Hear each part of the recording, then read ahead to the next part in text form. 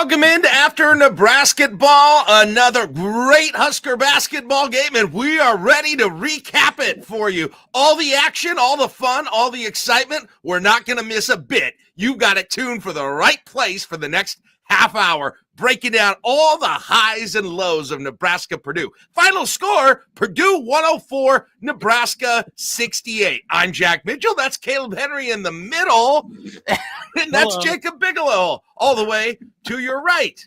And these guys are going to break down what went well, what didn't go good, all of the things that and just what a day for basketball in Indiana. And the Huskers fell short in this one. Again, 104-68, didn't get some of the bounces today and ended up not getting the win. They fall to 2-3 in the conference. Guys, welcome in. Let's say this for me. I'm happier than I was after the Iowa game. Well, yeah, because it's not Iowa. This is such a different feeling, which I think Bigelow and I can only agree must mean you are an elite fan of Cox and what he was able to do from three today and over the course of the game. I didn't think I'd see anything better than Arno said. Cox absolutely feeling himself. That's true. And after I saw for Iowa Dix make all those threes, I never thought I would see anything like it, but it happened. Cox outdid Dix. I just never expected that to happen. Thought I'd never see it again, but he did it. Great game. Great game. Good for him. Yeah, great game. He's a good player. Good player. CJ. Guys, I don't even know where to start because this isn't like that Michigan State game. It's kind of similar in that I have had time to sort of hit the peak of my grief and anger and work through it during much of the second half, and now I'm kind of out on the other end of it at this game point. Has been over for an hour and a half of real time. Same thing as the Michigan State game. But, I mean, my takeaway is, like, Nebraska has this ability that is concerning to have everything go wrong, the vast majority of which is in their control to some degree, and then a little bit that's not in their control too. And it will all snowball together where it is not great defense. Also, the other team can't miss, and those affect each other to some degree. The offense, they cannot find shots, and that's even if they even get a shot because of all the turnovers, right? And you've got all of that going on.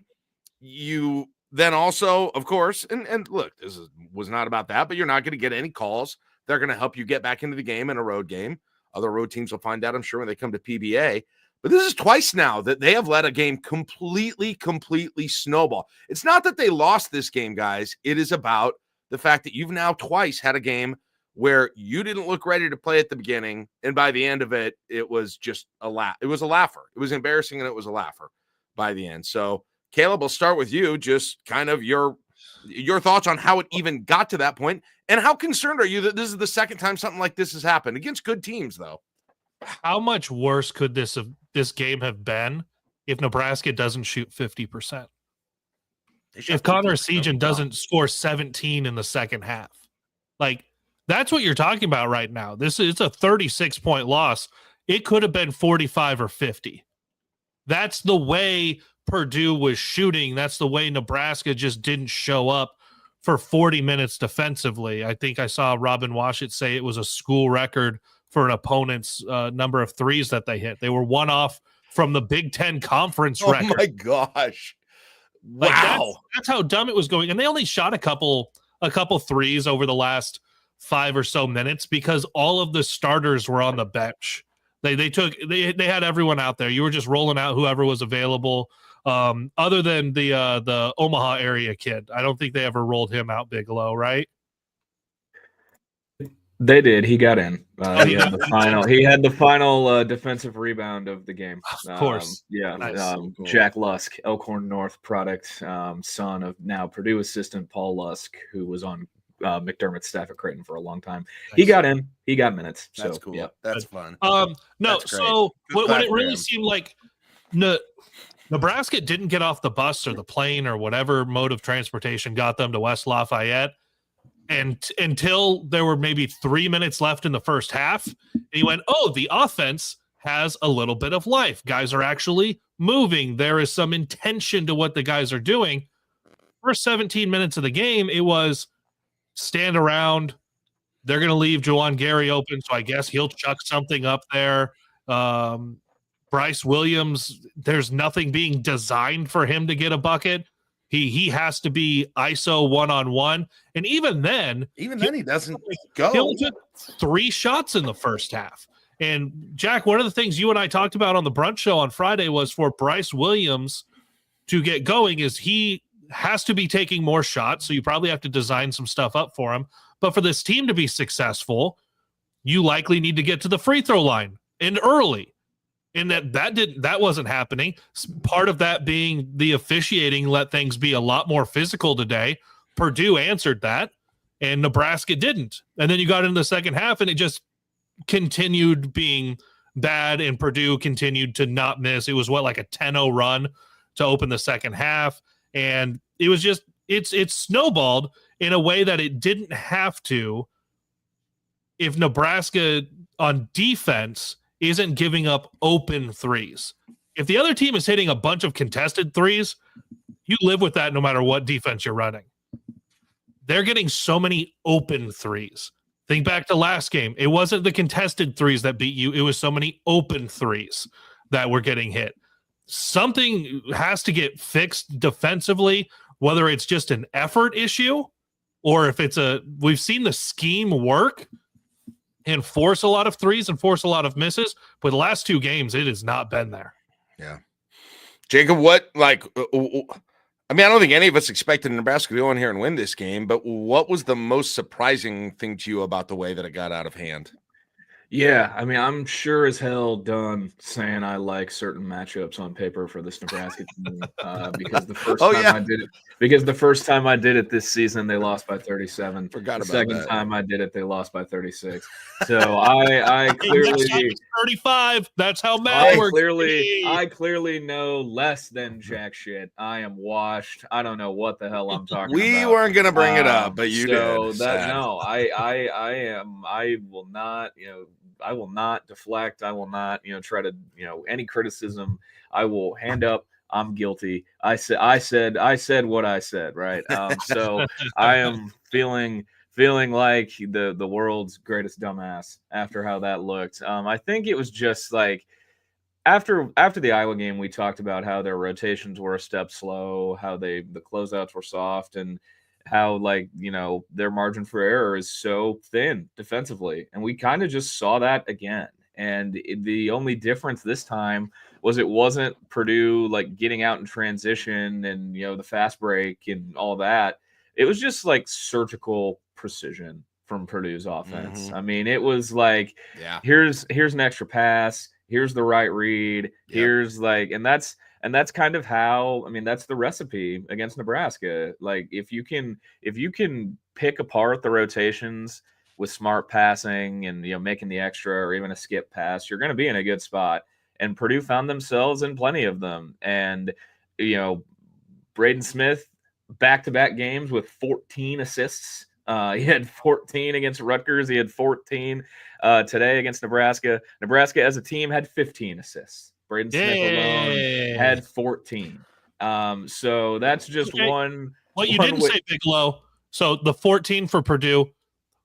What's that number for their total number of assists as a team? That is a 32, Caleb. That is 32 total assists on 41 made shots, which is offensive basketball, NSFW, that many assists on that many made shots. You got to put a warning label on that. It's going to show up on a site that's blocked in Nebraska. Is that what you're saying? Yeah, it might be. You heard Bardo and I forget who. I think it was Godden who was doing the play-by-play. Talk about the clinic that Purdue was putting on today.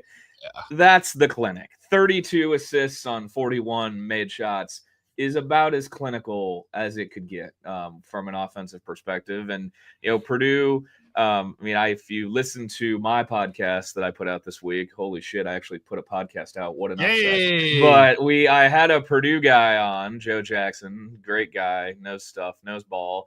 but he was like, this kind of feels like a Purdue just goes nuclear and doesn't miss game. And boy, did he nail that on the head and then some, because he just was like, Purdue's a different team at Mackey. There's just going to be a game where they go nuclear, and 57% from three is beyond nuclear. So they were just precise in every little thing they did, and they picked Nebraska apart from the jump. Yeah, like two things can be true. Nebraska left too many guys open, but Purdue shot unbelievably. Like, that's only the beginning of the equation. There's also making some of those shots at a ridiculous rate. And Iowa and Purdue both did it. Iowa in the second half, and Purdue, to the point that, guys, if my math is right, the Nebraska of the last, let's see if my math, of the last 41 3-pointers taken against Nebraska, 24 of them have been makes.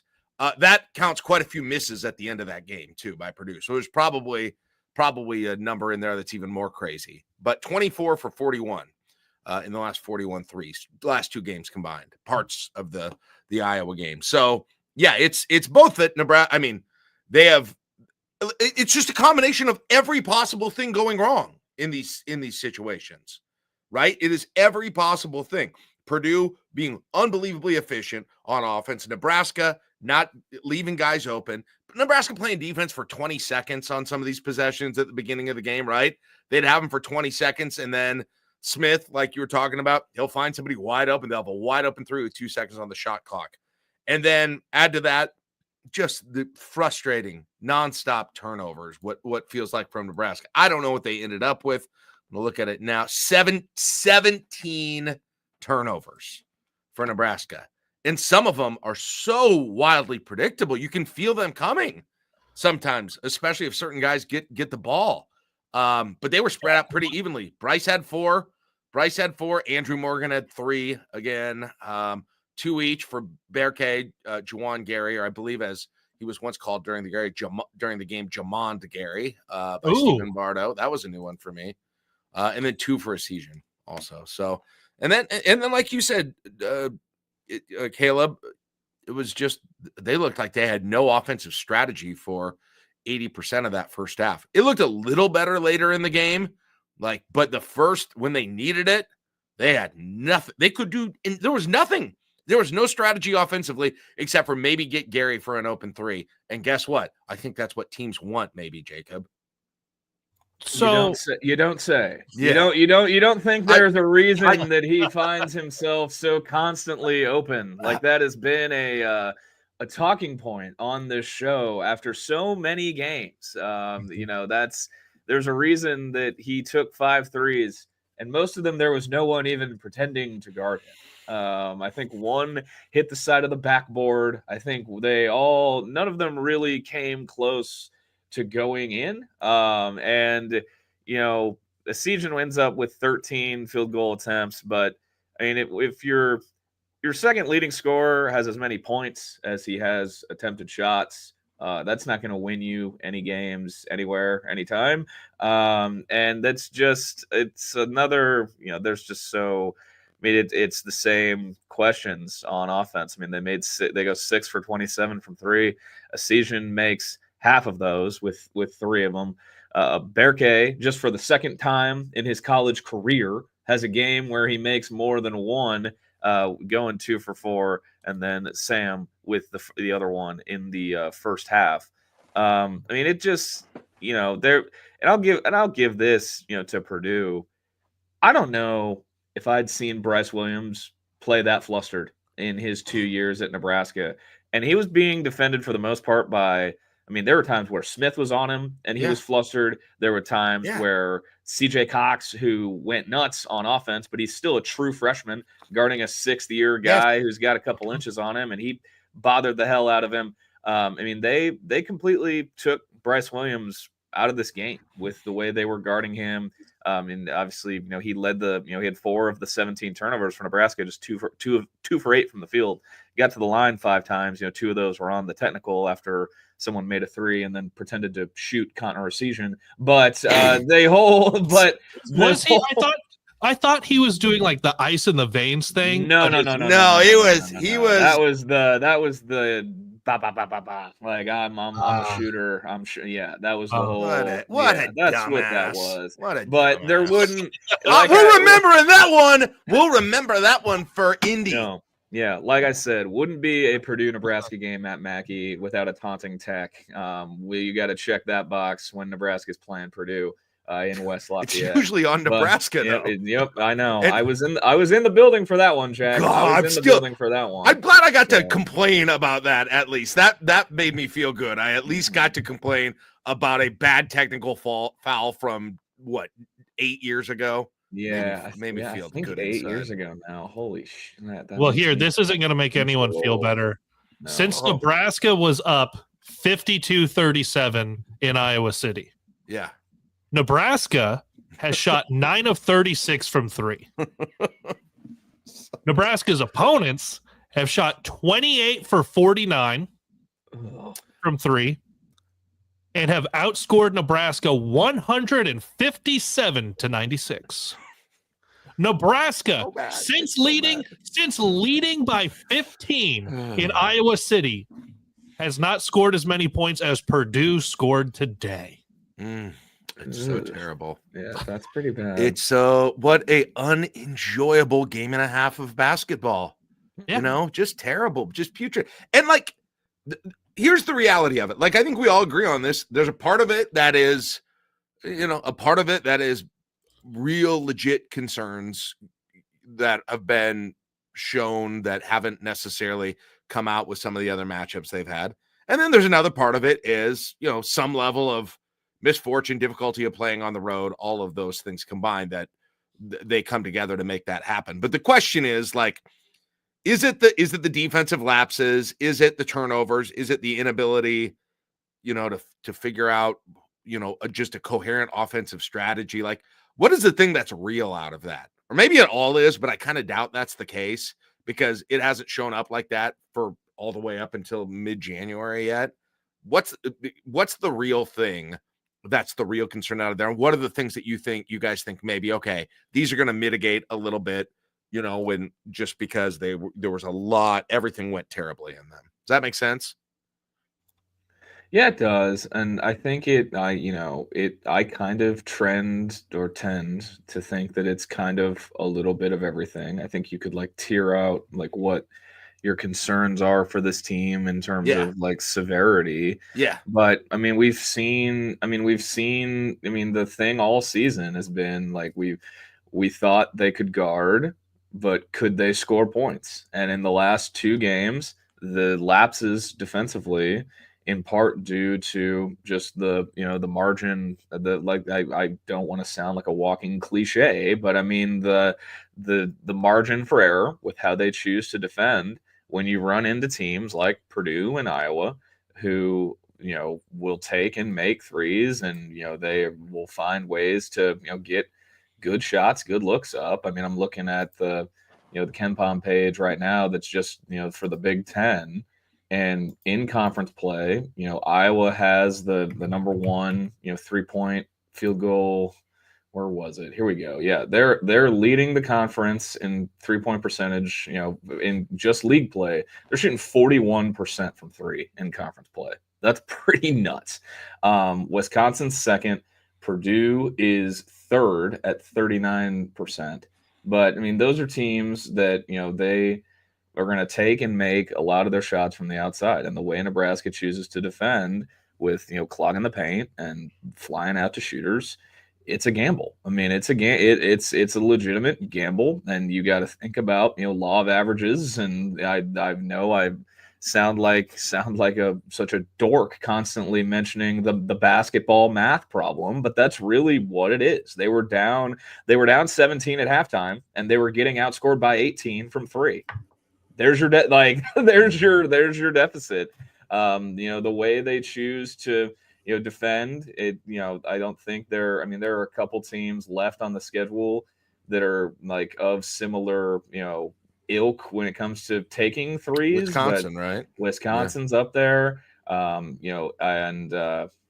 Yeah, Wisconsin for sure. They're shooting 40% from three in league play right Luckily, now. that's in Lincoln, isn't it? It is not. It is Oh, in God. It is in Madison. Oh, jeez. 2 weeks from today, it is in Madison, and that will be my next. That will be my next live on the road show. Boots on the ground journalism from the Cole. Jacob, does that sound like a good matchup for Nebraska? I'm not gonna. No comment. No comment. Not gonna say anything. If you say something, I'm going to the war horse now. Loose lips sink ships, clearly. And I, as someone who has spent most of basketball season just yapping into microphones, I'm gonna have to yap a little less with my thoughts on matchups. That's all right. And I definitely won't say anything about the kid that went to my high school that plays for Wisconsin going into that game either, because I'm sure he'd find a way to have a career game too. Yeah. So since you brought up, hey, like this game today is the start of 4 consecutive Sundays on the road. Yeah.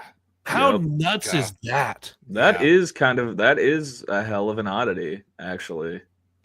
Yeah, and those games are good Lord, Maryland, Wisconsin, Oregon, and that's the fourth. Yeah, that's Maryland, Purdue, Maryland, Wisconsin, Oregon, all Sundays on the road. Are you kidding me? We're gonna be having a few sad. This isn't gonna be our last sad Sunday, guys. Look at the Sunday games the rest of the way. Ridiculous. There are so many Sunday games. Yeah, I don't think they have one more Saturday game. 1, 2, 3, 4. This is great content, by the way. Well, it's 5.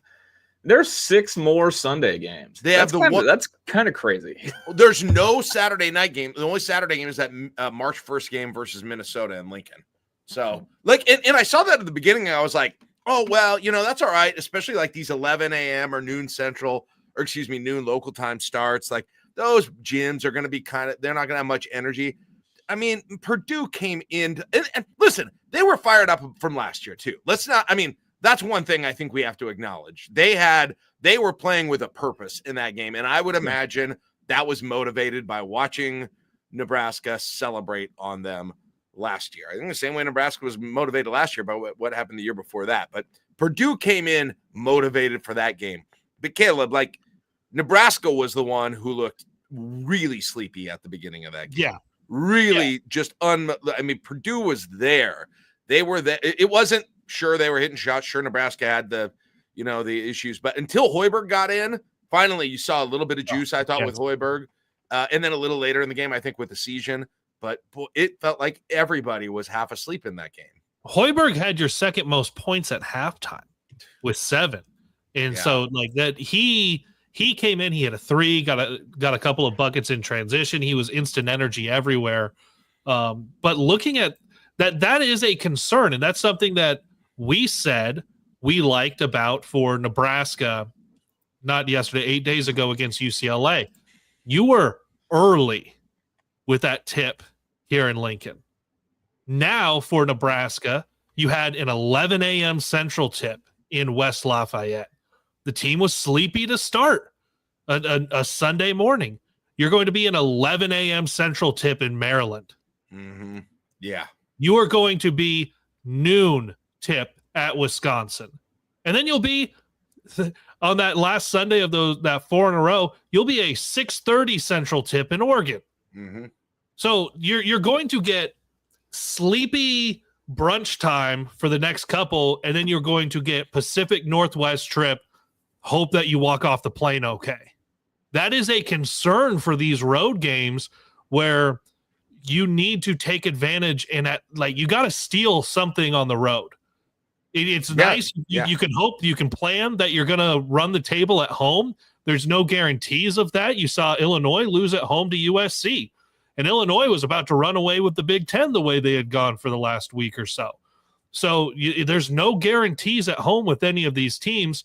And Nebraska's schedule right now is not looking like it's doing them any favors with where things line up on the road and being able to steal those. Yeah.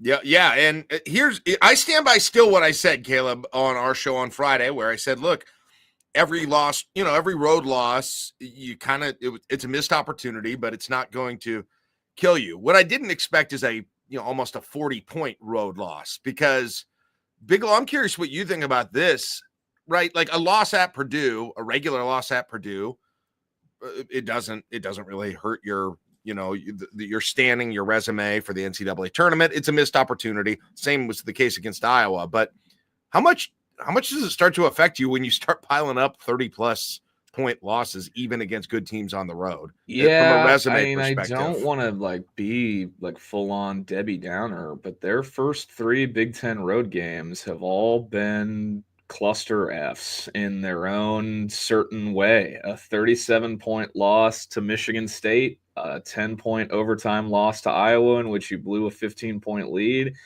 and this 36-point loss to Purdue, where Purdue goes nuclear from 3. I mean, like you said, road losses, just regular road losses in the conference, they're not like killers. They're not gonna, you're going into someone else's gym, like you're expected to lose like 90+% of the time. But the way that these games have looked, they've been pretty ugly. And after, the narrative, Jack, like I talked about with you and Josh on Friday, like it's, when we went into February last season, it's like, are they really, like, they can't make the tournament if they don't have any road losses? Like, what do they got? They got to find a way to win on the road. And that's just I feel like that's going to become, that's going to become the dead horse with this team that is going to be talked about ad nauseum until they actually do it. And it's going to become the new, it's going to become in the similar vein of, does Isaiah Roby know how good he can be? It's going to become the new talking point, and I'm sure there'll be a Big Ten network graphic at some point and the whole deal to talk about just the difference between this Nebraska team playing Big Ten games at home and Big Ten games on the road, because so far it's been Jekyll and Hyde. Yeah, and they're just, they're gonna, it's gonna be tough to get one for a while too, like we just laid out with schedule at Maryland, at Wisconsin, at Oregon, then that Washington game on February 5th, right? That's probably, then you're a little bit later, you're at Northwestern, at Penn State, at Ohio State. So like you're probably not going to get one for a while, to be honest, right? Unless you pull if you pull one of those upsets, a pretty major great deal. But to your point, Jacob, like it feels pretty inevitable that narrative is going to get started just because of the way that the schedule is right now. Oh, absolutely. In Washington, they are squarely, toward the bottom of the conference. But Maryland made that cross country trip, took an L by 6 to Washington. Just I'm not even, and I'm definitely not chalking that one up. It just feels like your best shot. Feels like your best shot, really. And I talked a little bit about Big Ten road venues. In a couple times this week. I'm not gonna say who's got I'm not even gonna say what environments I think. I am out on giving everything I thought I know. I feel like I no longer know. I have to reevaluate everything. I posted the meme that maybe I am washed. Maybe I am washed up. I don't know. But it's just everything that I thought I knew about Big Ten hoops. It's done a 180, but that's definitely what it feels like when you look at the road games the rest of the way. Maryland on a Sunday, they're going to be, Maryland. We saw just how frustrating playing at Maryland could be the other night. Just ask our dear friend Mick Cronin after he ejected and had some choice words for high knees Jeff Anderson, who was on the game today as well, at Wisconsin on a Sunday. That, like you said, the West Coast trip, and then Northwestern, Penn State, and Ohio State. Those three are a little sleepy than the rest of them. That's as far as I'll go. Wow. That's as far as I'll go. All right. That's as far as I'll go. Okay. But the rest, and then, but until then, and not even when it comes to playing on the road, the two teams that, the two best teams the rest of the way that you'll see. You see in Lincoln and Illinois and Michigan, and they're single plays, and they come to your place, and every other team on the schedule, aside from Minnesota and Washington, is very much a part of the jumbled up middle of Big Ten basketball. Unlike Miles Colvin, Jacob Bigelow, very gun shy. Anyhow, so Rutgers coming in on Thursday. And then you turn around and, Rutgers comes in at 8 o'clock game of Thursday and you lost this game by 40. But the expectation is still, Nebraska will be favored in this game. And the expectation is you win this one, you not only win this one, but you hopefully win it fairly comfortably for Nebraska. Jacob, I don't know. I haven't seen a ton of Rutgers. I know they've got 2 blue chip recruits, and it doesn't sound like they've got a great supporting cast around them. And they're a different defensive profiling team than they've been mostly under Steve Peichel. This is far from the Rutgers team that you're used to if you've seen Steve Peichel era Rutgers basketball, the pounding nails, all that thing. I mean, they've got 2 guys that are going to be top 5 picks in the draft this coming spring. That's kind of the wild thing. I think 3 of probably the top 5 picks in the NBA draft are going to be playing games at Pinnacle Bank Arena by the end of January. And Dylan Harper and Ace Bailey for Rutgers, and then Kasparis Yakachonis at Illinois at the end of the month. There's going to be some talent coming through at PBA, but like you said, outside of those 2, it's definitely been tough sledding for Rutgers. They have not gotten much else from guys that aren't Harper or Bailey. They've been desperately looking for a third guy. They have one Big Ten win right now. Yeah, they just have one Big Ten win, and it was against Penn State at home back in December. But since then, they've taken double-digit losses to Indiana, Wisconsin, and Purdue. And they also lost by double digits to Ohio State back in December. So they are kind of on the struggle bus. Ken Pom has them projected to lose every game until February 23rd. Wow. So that's the current state of Rutgers basketball.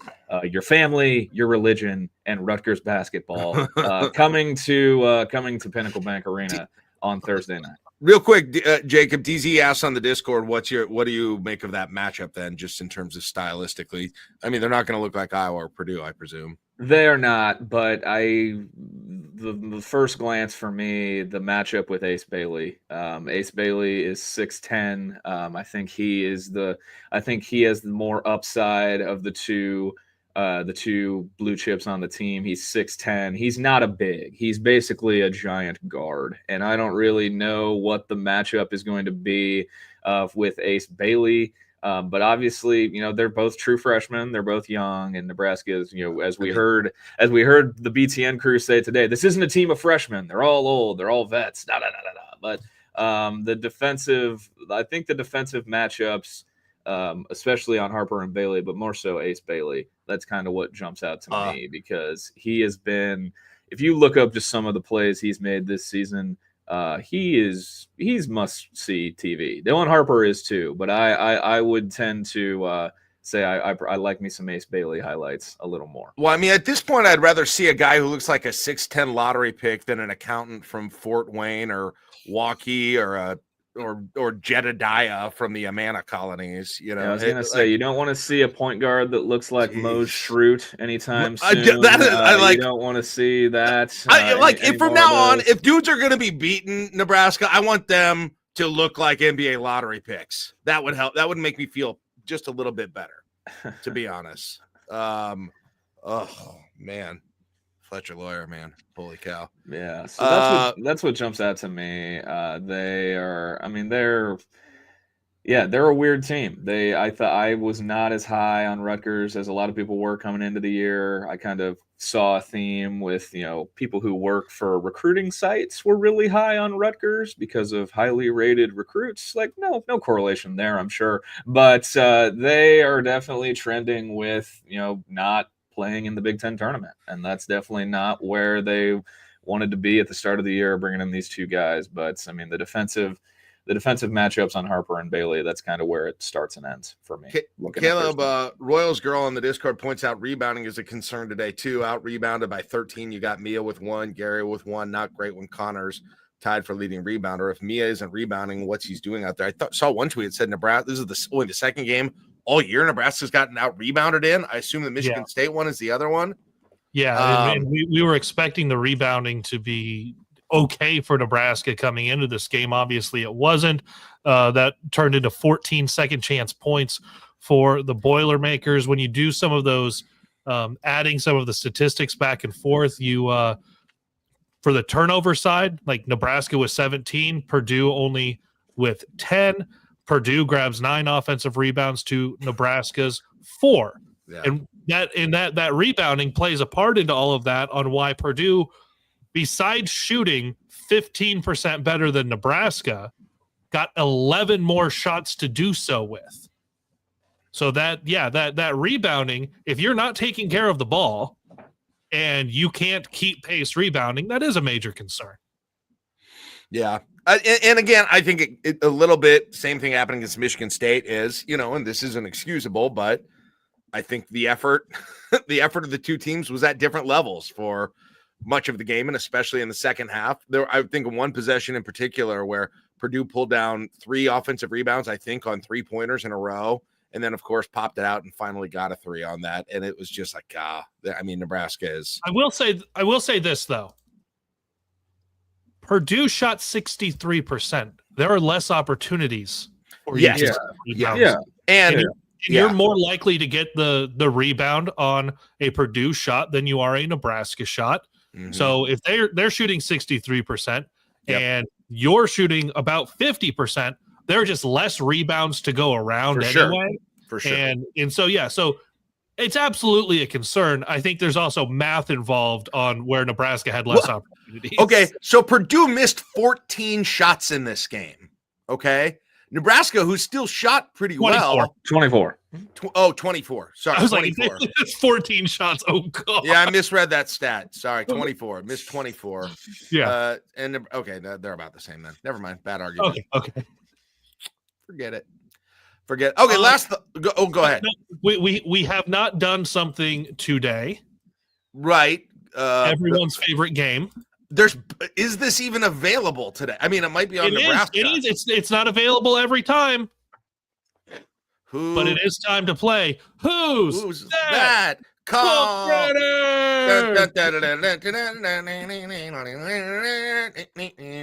the home side, Purdue Boilermakers, a 5'11" guard from Kokomo, Indiana, shooting 0 for 1 today. Jace Rail. Way to go, Jace. You're today's Kalkbrenner of the game. Do you think with a name like Rail, he went to Purdue because of the train thing?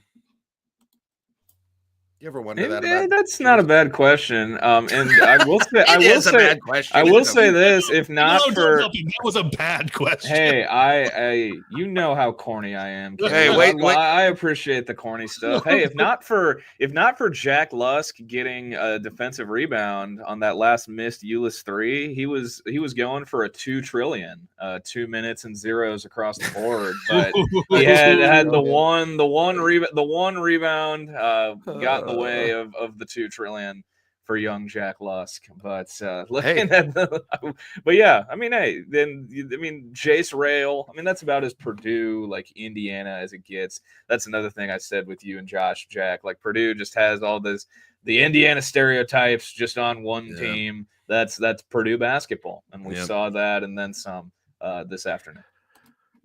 Weirdly, it feels like Nebraska does better against teams if they've got a dominant big man.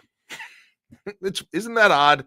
I mean, that's really a matchup thing, right? But it's crazy. Like, at this point, you'd rather see Nebraska go against a team with a really good big than not, because that seems to be their forte, at least in scheming defense and how they match up with other teams. So does Nebraska win today if Zach Edey is still at Purdue? That's a great question. Did Zach Edey not being there lose this game for Nebraska? Many are asking the question. I think it was addition by subtraction for Purdue, I think. Sure. I will not say anything about matchups or how I feel about matchups. I will just say that the next team on the schedule for Nebraska with a dominant big man is Maryland at Maryland. There it is. Upset City. Jacob Bigelow guaranteed. Yep, that's me. February 13th. But yeah, get ready to know the name Derek Queen when you look into the Maryland game. Derek Queen, 6'10" freshman. Maryland's a 2-play. Yeah, they are. They are. I forgot about that. So, yep, Maryland, Iowa, and Ohio 2 State wins. are the awesome. Yep, there you go. And that's also some Wilhelm Bradenbach erasure. Oh yeah, the reunion with as Jawan said at Big Ten Media Day, get to go out west, see my guy Willie, see my guy Willie out at Washington. Willie in Seattle. Willie in Seattle. I want to wrap this so everyone can watch football they want, but I do want to ask one last question because you guys both, I think, alluded to it, but like, what's the deal with Brice? Like, what is happening right now with him? Like, we've always had some discussions about like, hey, is he being as aggressive as he could be? But like, it's at a different level now. It feels like he doesn't have confidence or can't take anyone off the dribble. He's passing up shots. I feel like Fred obviously told him at halftime, you're going to need to shoot the ball, buddy, because he started to in the second half. But the way he was passive in the first half and does not seem to be able to create for himself feels really out of character for me. And I don't know what's happening. Maybe one of you two guys have some idea. It still feels like mentality. It still feels like if the opponent is allowed to grab a little bit more, be a little bit more aggressive and physical defensively, and he doesn't get into the lane and get some foul calls and get to the line, he kind of just shrunk back a little bit today, and we've seen that at times. You're right, though. He pump faked on a 3 in the corner, and I went, "What are you doing?" Nobody else on the team is doing shooting still like 45% from 3 on the year, too. Yeah. Like, so if the opponent is allowed to be extra physical with him, and that's what we saw, there was a lot of extra physicality today, and not nearly as many fouls called as what you had in Iowa. Brice kind of just shrunk inside himself a little bit, and there wasn't an instinct to go take over. He did take more shots in the second half, but there wasn't that instinct of I'm taking over this game because we're behind and we got to get back in it. It never happened. Yeah. Jacob, your thoughts? Yeah, I mean, that's in part, it could be mentality. It could be, and I think it's more so just how he's being guarded now, because I think that's, when you get into league play, these teams know you a lot better than when you're playing by games or whatever. Like, these teams know you, they know your sets, they know your personnel, and I think it's pretty clear that if you cut the head off the snake, Nebraska's going to struggle offensively. They're still hunting for, I think, a second option and a third option, honestly. There are guys who you think would fill those roles, but, I mein, if you can take the head off the snake and Brice Williams, Nebraska is going to have tough sledding offensively, and that's been proven so far. I mean, there's all kinds of times during the game when I'm yelling, when he's getting, he's just being, on ball guarded, single team, and I'm like, go by him, right? Or drive in or at least get fouled. And I don't know if he can. I don't know if I'm overestimating his ability to do that.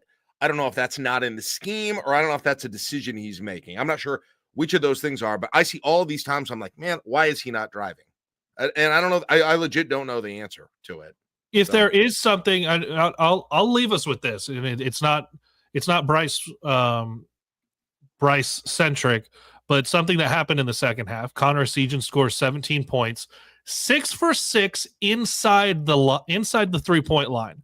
Mm-hmm. We know Connor, like, he can go off from deep, but what is one of the things we've talked about that was missing between his game and Casey's, and it was getting those shots inside and forcing the defense to guard you a little bit more inside.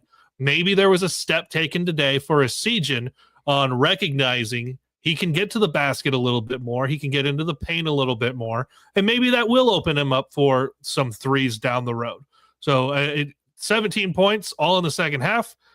That's not great in the overall realm of the way the game went. You would maybe 17 points in the first half and things are going a little bit different. And you don't know where they go from there.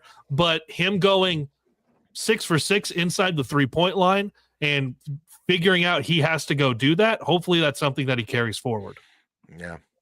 I wonder too if they'll, and Sam didn't have a great game against Iowa, but there's part of me that feels like, man, it's almost like you're waiting till he gets in the game for the spark in the game to even happen for several games. I'm like, and again, I know we talked about this last time and people are like, starting lineups don't matter. I don't know. I'm starting to wonder, I feel like there are too many games where this team feels like they need energy and their energy guys Yeah, and aren't out there in the starting lineup. How many times have we heard about the importance of like throwing the first punch? And yeah, like, that's sports though. Like you want to get off to a good start, but I mean it's pretty damn evident with this group. And since I have been, the math dork, I will just leave I will leave us with one more math problem today. Land on this. Nebraska, we've made a lot about the threes. They got outscored by 39 points from three, and they lost by 36. So there's one last math problem. So a lot of almost won. Basically. Yeah, almost. If this was basketball in the 60s and there's no 3-point line, it's a completely, maybe it's a different game. Great point. So so many different things that could have happened, right? The player of the year could have showed up. We could have played it in the 60s. Many things. They could have called traveling on Purdue like they did at Nebraska. Just kidding. Well, I mean, there were problems with that, but it didn't decide the game. By the way, the game then would have been 85-62. Okay. Just saying. Okay. All right. I got to get in one jab at the refs because you're not getting a call on the road. You are not getting a call on the road this year in the Big Ten. It is so true. It's more true than ever. All right, we're wrapping it. So you guys can go watch football. Thank you for hanging out with us. Make sure, if you haven't yet, like the YouTube pages, I-80 Club and Husker Max. Bigelow, you're back podding again. You got anything else coming up in the future here? We're not. I think this will be all I do. I talk about the Purdue game, but we'll look ahead to Rutgers, give some big picture thoughts, and we'll have something out before Thursday. But I think we just gave the autopsy on this game, and I don't think I really need to talk about it anymore. So we're eyes forward on the pod, going forward. But we will be back. But you will be back with the Stretch Big Pod. Yes, it would be. It would, even though it would be the most painfully on-brand thing for me to do, to say, "Hey, here's my first pod in 2 months," and then not do another one. It will. I think we're gonna try to be consistent. We'll be looking for that. You can. Where can people find that? You can find that. It's the Stretch Big with Jacob Bigelow. Whatever podcast platform you prefer. That makes sense. You can follow the show on Twitter at Stretch Big Pod, and I'll keep you updated over there. Yep. I'm kind of trying to stay off social media unless there's a basketball game to talk about. So maybe I'll just throw more stuff on the basketball Twitter account. There you go. But, you can find it there. That's where you can find it. Cool. All right, Kaleb, anything else from you? No, I'm going to watch the second half of the women's game. They're up 36-31 in Piscataway. Nice. There's a feel good for you for basketball. Nice. Good. Their schedule. They had the tough schedule early too. So hopefully the men will start to see this when their schedule less good on a women's note, though. Allison Widener did not travel to Piscataway. Huskers Radio Network said that she suffered an injury in practice. Oh my God. And World Herald had a story running that it's potentially season ending. That would be her third season ending injury. That is brutal. I did not know that. That sucks. All right. Well, let's hope that might not be the case, but we'll wait for more on that. All right. If you want to join us on the I-80 Club, of course. We're going to do our members only shows on Wednesday and Saturday this week. You eventually can hear the Wednesday one as a member of the public on Friday. But if you want to hear the shows live when they happen, the premium content, go to patreon.com/I-80 Club. And Kaleb and I, we'll be back before Kaleb and I. We'll be back Thursday night. No, we're not doing Thursday night. Sorry. Yes, programming. I'm glad I thought of that. One exceptional game. We are not having an after Nebrasketball after Rutgers because of a previous engagement that some of us have. But we'll get back to it then for the Sunday matchup next week. So a week from today. And that is the one against Maryland. So yes, Big List was a great matchup for Nebraska. So that should be happy. And then that'll be great. Great. I'm sure. But Kaleb and I will be back in kind of a de facto later post game for brunch on Friday for 11 a.m. So, and we'll talk about the Rutgers game kind of as a post game show on that one. And then other than the Washington game, which will be at like 1 a.m, we will do after Nebraska, after every other Nebraska game, home or away. So please join us. All right, that's it, everybody. Thank you. We'll be back. Things will get better. One of these days, we'll do one of these that isn't so sad. Bye-bye.